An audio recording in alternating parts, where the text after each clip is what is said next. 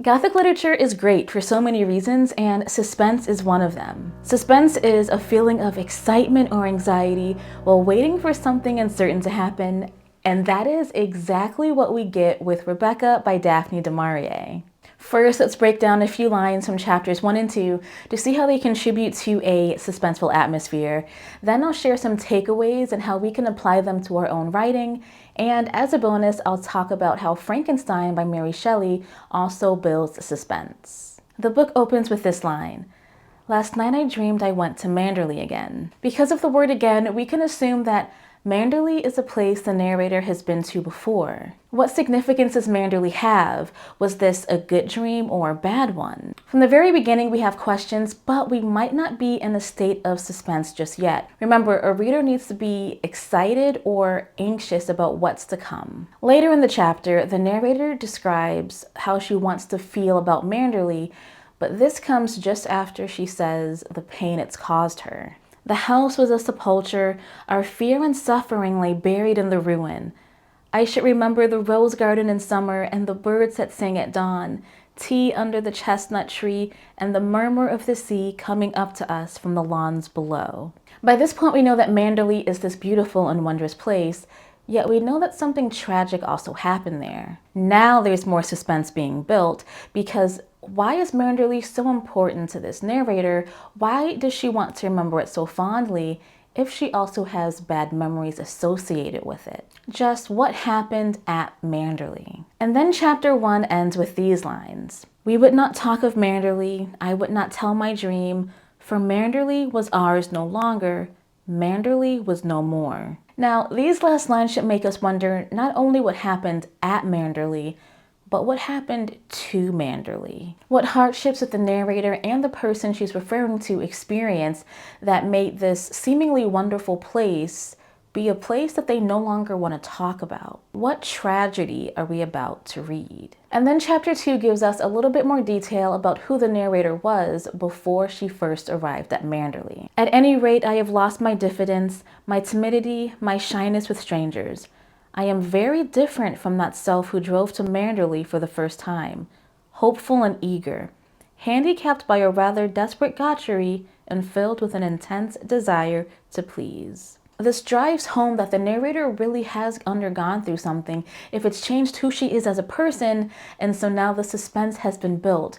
We know that something's happened, but we're uncertain about what, and now we have this anxious or excited feeling about the rest of the story. By the end of chapter 2, we start to get into the events that lead right to our unnamed narrator getting to Manderley, and this is really important because now we're taken out of this suspenseful environment, yet we're still waiting and wondering what's going to happen next, and this is psychological suspense. So how can we do this in our own writing? Well, if we follow du Maurier's example, there are 3 things we should take note of. First, we want to describe the beauty and wonder of the person, place, or thing we want our reader to feel suspense about. Next, we want to mention that there's going to be some kind of pain or suffering associated with that thing.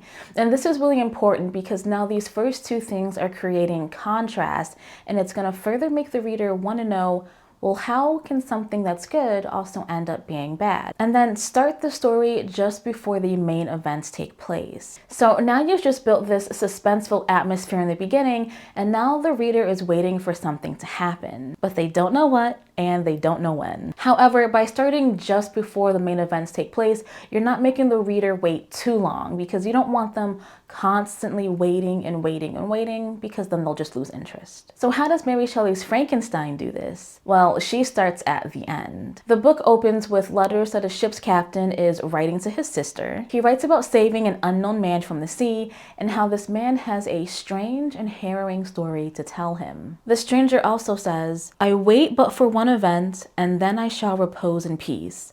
Nothing can alter my destiny. Listen to my history, and you will perceive how irrevocably it is determined." So now, by this point, we're probably wondering, how did this man get here? Why was he out at sea? What's the one thing he's waiting for or waiting to do before he dies? What is his destiny, or what does he believe his destiny to be? This is very similar to Rebecca in the sense that we're starting off with the narrator having already experienced these terrible and tragic events.